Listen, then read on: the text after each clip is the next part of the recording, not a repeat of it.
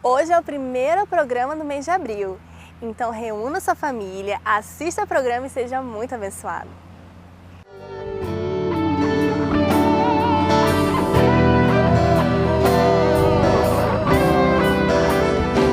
Eis-me aqui outra vez diante de ti, abro meu coração. Oh, aleluia, Jesus.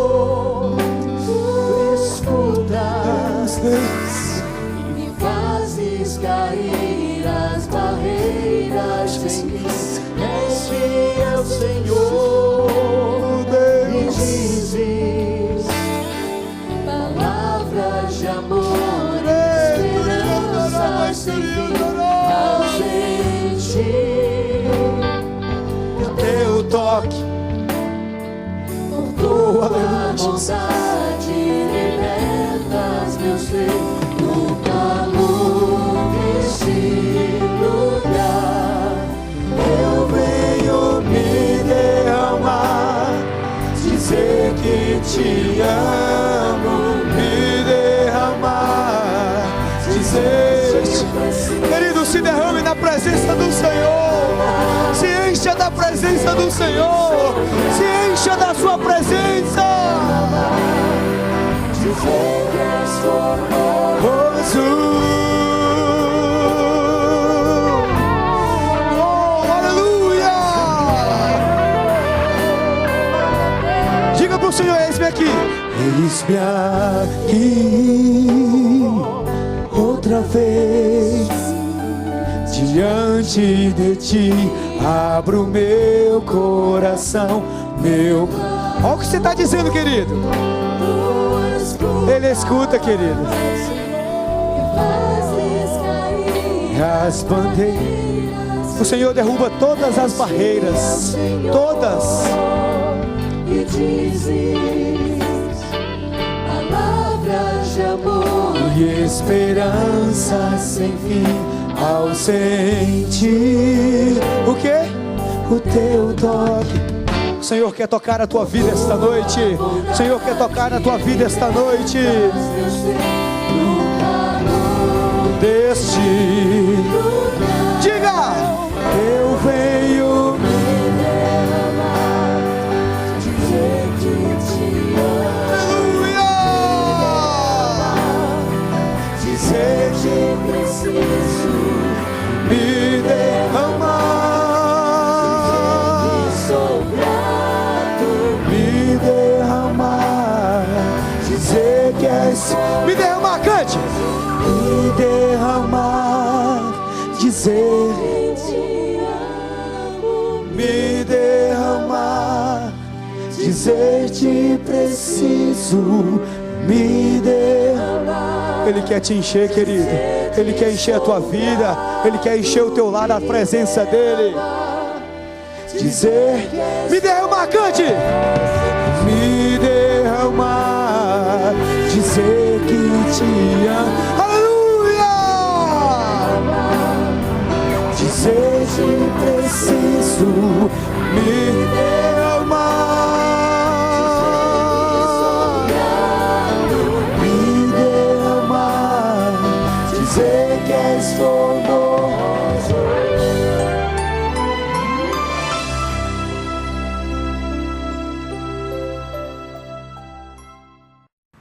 Deus é um Deus que surpreende.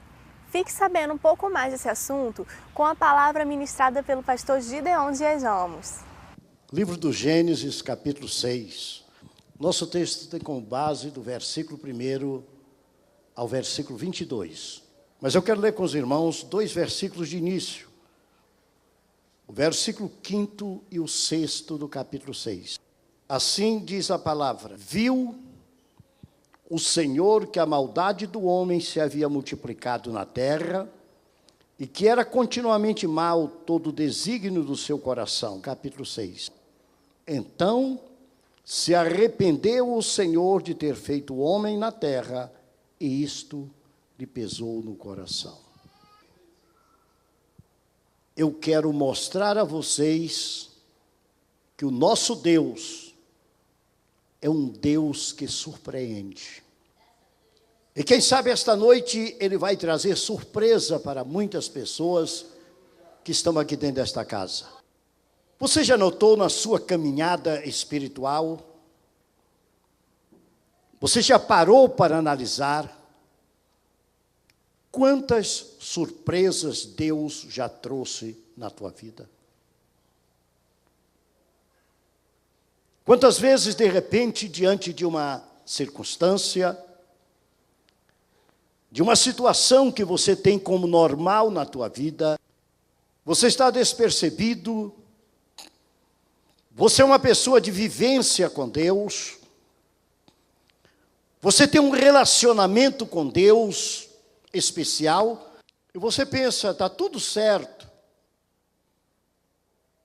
eu estou levando uma vida abençoada, não importa o que está acontecendo com os outros, de ruim, porque a minha comunhão com Deus, ela está perfeita, eu sinto a bênção de Deus na minha vida, então está tudo bem na minha vida. Nenhum de nós para pensar, na nossa caminhada espiritual, quantas vezes nós somos surpreendidos por Deus, e exatamente porque Deus cuida de nós. E quando Deus nos surpreende, é porque Ele, de algum modo, Ele está querendo dirigir os nossos passos. Quantas pessoas reclamam quando se lhes acontece alguma coisa e até murmuram de Deus? Porque o ser humano tem um sentimento de olhar para o seu semelhante e dizer, eu sou mais santo, eu sou mais puro. A contaminação que está com os meus semelhantes, ela não vai atingir a minha vida. Mas esta noite, meus irmãos, eu quero mostrar para vocês, dentro da palavra de Deus, como Deus introduz algumas coisas incomum na nossa vida. Algumas coisas que quando nós nos deparamos com a vontade de Deus, nós sentimos até medo. Nós sentimos frustração, nós sentimos incapacidade. Mas a Bíblia nos mostra nesse texto que quando uma pessoa, quando uma família se coloca debaixo do plano glorioso da vontade de Deus, quando reconhece a soberania de Deus, até mesmo naquilo que aos seus olhos parece impossível, o mover de Deus traz surpresa para nós, mas pode trazer grandes bênçãos para a nossa vida. Eu vos convido a retroceder ao Velho Testamento, exatamente no capítulo 6 do livro do Gênesis, para examinar na história de uma família que vivia debaixo do plano e da soberania de Deus, as grandes surpresas que Deus trouxe para aquela família, e como Deus, através daquela família, realizou grandes maravilhas. A Bíblia nos mostra, meus irmãos, que no tempo de Noé, vivia-se uma sociedade totalmente desfigurada como a sociedade atual.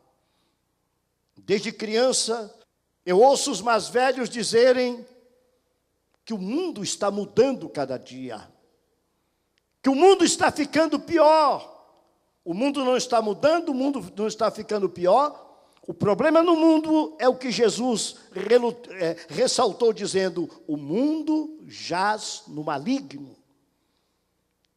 Então esta força satânica que domina o mundo, que só pode ser controlada pelo poder de Deus, é exatamente o que está trazendo aos seres humanos a desgraça, a infelicidade e a miséria. O texto lido mostra que aquele mundo estava acostumado ao pecado. Era um mundo violento, um mundo cínico, um mundo cruel, um mundo endurecido quanto às coisas espirituais. Os 2 versículos lidos de uma forma clara, diz que viu o Senhor que a maldade do homem havia se multiplicado sobre a face da terra, e que era continuamente mal todo o desígnio do seu coração. Você sabe que há 2 formas de um ser humano contemplar o outro.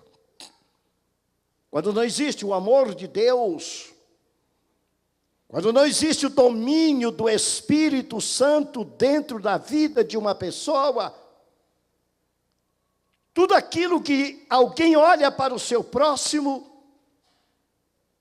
está tomado de violência, está tomado de maldade, está tomado de pecado, porque o desejo do coração do homem sem Deus é um desejo mau, não é um desejo retrógrado, é um desejo avançado, no grande banquete de Satanás nesta vida, ofertado a todos os seres humanos. Mas a Bíblia mostra, e Jesus Cristo, Ele não diz que os dias atuais são piores do que os dias de Noé. Mas Jesus disse, assim como foi nos dias de Noé, assim também será nos dias do Filho do Homem. Que época nós estamos vivendo?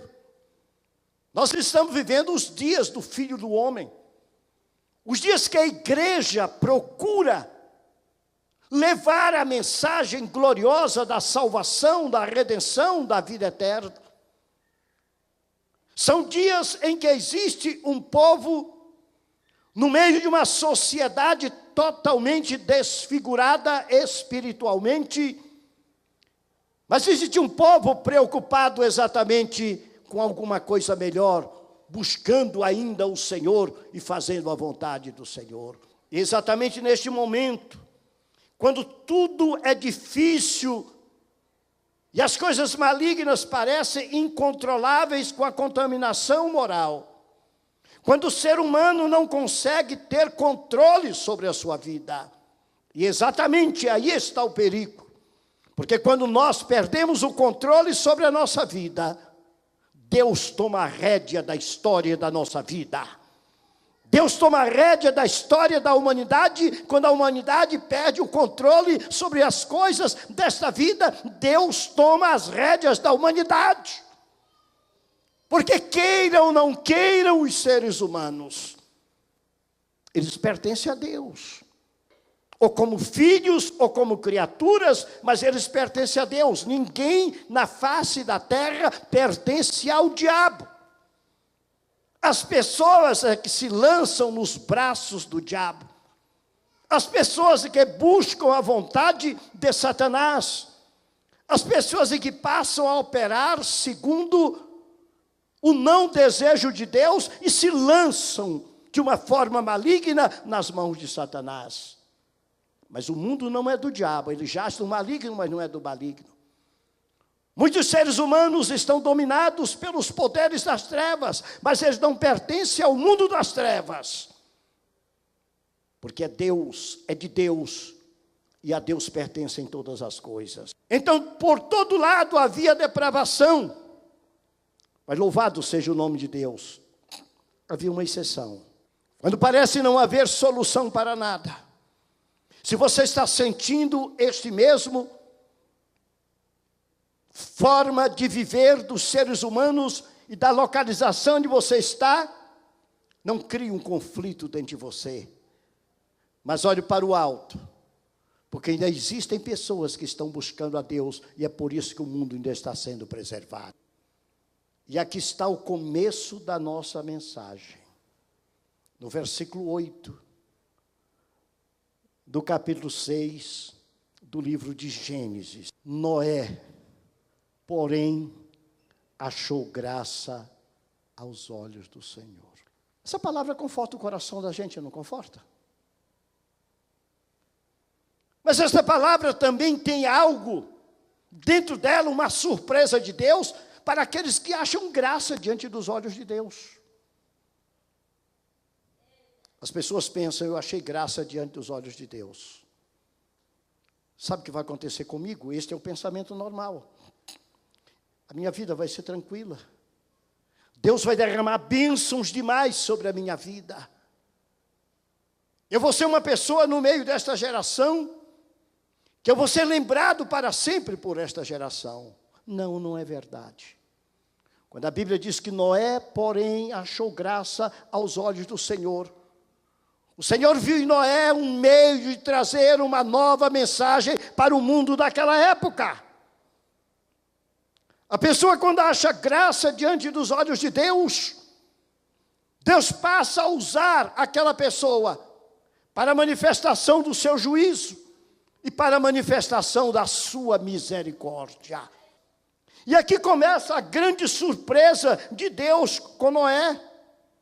Porque a vida de Noé, meus irmãos, foi algo especial e puro diante de um mundo totalmente imundo. Porque ele achou graça aos olhos do Senhor.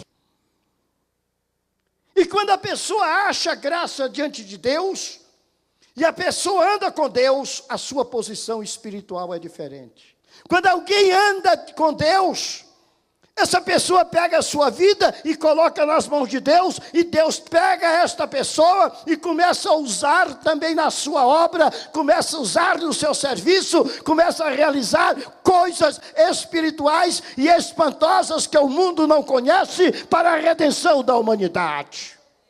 De repente, meus irmãos, Deus resolve ter uma experiência singular com Noé. Deus retira Noé do meio daquele povo para, através de Noé, manifestar a maior de todas as surpresas para a vida de Noé, e Noé passa a ter uma experiência singular. E a Bíblia nos conta de uma forma clara, que parece que o Senhor estava dizendo para Noé: Noé, você e sua família serão modelos diante de mim, para esta geração e para toda a humanidade. Vocês serão modelos da destruição que há de vir futuramente sobre a terra, a condenação que há de vir futuramente sobre os seres humanos. Mas vocês também serão modelos da grande redenção que virá para toda a humanidade, na oportunidade certa e no momento certo que eu determinar. Aqui está o primeiro grande privilégio de uma família que andava com Deus. Que quando Deus falou com Noé, ele disse: você vai fazer um barco muito grande. Os animais que eu te determinar, tu colocarás ali dentro. Mas tu, a tua mulher, os teus filhos e as tuas noras, você também coloca dentro do barco. Eu quero a tua família completa dentro do barco contigo, porque a tua família é uma família santa, é uma família que anda contigo, é uma família que vive contigo. Quando o grande barco estava construído, o Senhor continua falando com Noé. E Deus continuou falando com Noé, porque Noé foi obediente a Deus. Não adianta achar graça diante dos olhos do Senhor e não obedecer a sua palavra. Não adianta dizer que não anda com Deus, que anda com Deus e não obedecer a sua palavra. Por que foi que Noé entrou na arca? Não foi só por andar com Deus, mas foi por acreditar no Senhor, ter fé no que Deus falou. Foi considerado justo diante da sua geração. Ali estava uma família que acreditou em Deus, mesmo diante daquilo que era mais incomum. Você sabe por que as pessoas não são abençoadas? É porque eles acreditam na impossibilidade daquilo que Deus fala. E é por isso que Jesus Cristo diz: tudo é possível ao que crê. Isto é, ao que crê na sua palavra, ao que crê na verdade que foi dita pelo Pai, pelo Filho e continua sendo manifestada pelo Espírito Santo de Deus. O que Deus tem determinado para a tua vida pode estar parecendo inicialmente impossível. Aleluia! Mas se Deus falou, se Deus falou, se Deus prometeu, se Deus disse, Ele cumpre a sua palavra. Está escrito, eu velo pela minha palavra para que ela se cumpra. Eu velo, eu cuido da minha palavra para que ele se cumpra. Esta é a narrativa mais terrível da história da humanidade. A narrativa do julgamento e a narrativa da misericórdia. Morreu todo mundo.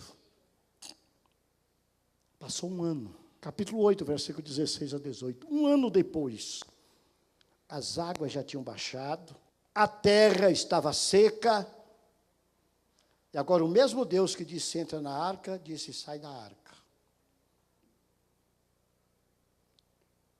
Você quer ter vida espiritual, vitoriosa? Obedeça para entrar na arca e obedeça na hora de sair da arca. Obedeça quando o grande temporal vier, esteja na presença de Deus andando com o Senhor.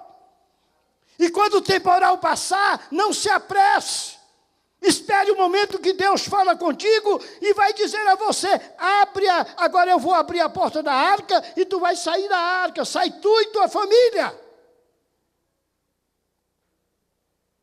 E a primeira preocupação de Noé, a Bíblia nos diz, foi exatamente ao sair da arca, edificar um altar, adorar o Senhor. A terra agora não tinha nenhum barulho, a não ser o das aves e dos animais que haviam saído. Nenhum daqueles homens pecadores, e como todo pecador é miserável, estava ali para perturbar a adoração de Noé e sua família. O altar, 8 pessoas ajoelhadas diante do altar, o sacrifício sobre o altar e a adoração a Deus. Quando a vida de Noé agora é diferente, segundo a Bíblia vai explicar exatamente. A Bíblia explica que o clima mudou. A Bíblia explica que agora tinham vales e montanhas diferentes. A formação da terra havia mudado. Porque Deus esperava do homem alguma coisa diferente agora. E o homem, ao sair da arca, ele exatamente tomou uma posição correta diante de Deus. Agora, meus irmãos, para assegurar a promessa, está lá em Gênesis, capítulo 9, versículo 13. Deus chama Noé e os filhos e diz, venham cá, olhe para o céu. Vocês estão vendo aquele negócio ali, cheio de cores? Aquilo é um sinal entre eu e vocês. Vocês sabem onde é que Deus manifesta os grandes sinais dele? É no céu. Quando você sai da luta, quando você sai do problema, quando você sai da dificuldade, quando você entra na vitória, o Senhor diz, olha para o céu, eu vou te dar um sinal no céu agora. Eu te dou um sinal, eu faço um pacto contigo neste sinal. Eu manifesto alguma coisa neste sinal, eu revelo alguma coisa neste sinal. Eu faço um pacto contigo. Acredite em uma coisa, Deus tem cada manhã uma surpresa para mim e para você.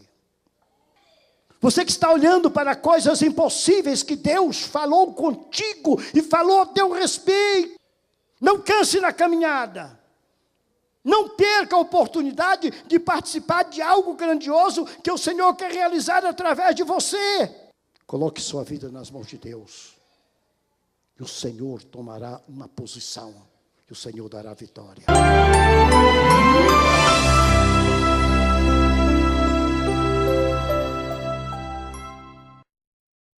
Já estamos em abril, você não pode perder. Nos dias 22, 23 e 24, será o grande congresso da Sociedade de Senhoras, o nosso 44º aniversário, com a participação especial da cantora Jeane Mascarenhas, uma serva ungida do Senhor. Ore, divulgue, participe, você será muito abençoado. A agenda semanal da Igreja Pentecostal do Brasil para Cristo. Hoje, sábado, culto de libertação a partir das 20 horas. Domingo, Escola Bíblica Dominical, às 9 horas. E à noite, culto de louvor e adoração, às 19h30 horas. E na segunda-feira, culto da família, às 20 horas. Quarta-feira, culto de ensino da palavra, às 20 horas. Quinta-feira, tarde de bênção, às 15 horas. Sexta-feira, culto de oração, às 20 horas. Igreja Pentecostal do Brasil para Cristo. Compromisso com Deus e com a sua palavra. Excepcionalmente neste mês de abril, a Santa Ceia será ministrada no dia 21, Sexta-feira Santa, e não no primeiro domingo do mês. Acesse nosso site www.iepbc.blogspot.com. Fiquem na paz e até o próximo programa.